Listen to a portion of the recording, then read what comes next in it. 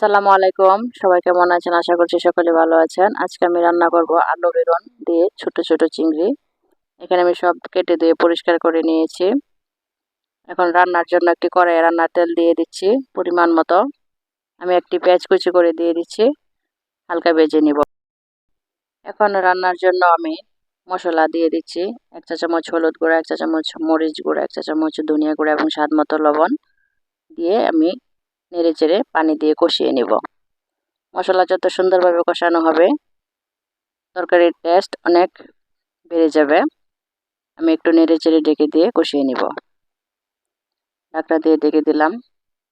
মশলা কষানো হয়ে এসেছে। এখন আমি একটু নেড়ে চেড়ে দিচ্ছি।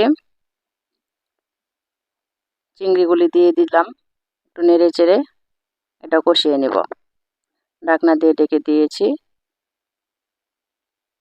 কষানো হয়ে এসেছে। এখন আমি সকল সবজিগুলি দিয়ে দিচ্ছি, দিয়ে একসাথে মিশিয়ে সুন্দরভাবে পানি দিয়ে দিচ্ছি।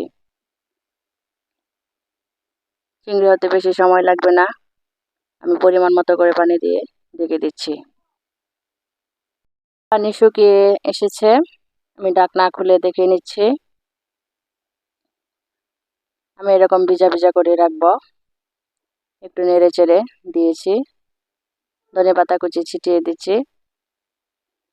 আবারও ঢেকে 2 মিনিট রেখে দিব, তারপর আমি নামিয়ে নিব।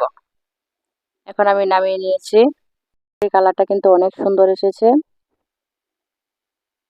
চিংড়ি অনেকভাবে রান্না করা যায়, আপনারা ওইভাবে রান্না করে খেয়ে দেখবেন, ভালো লাগবে।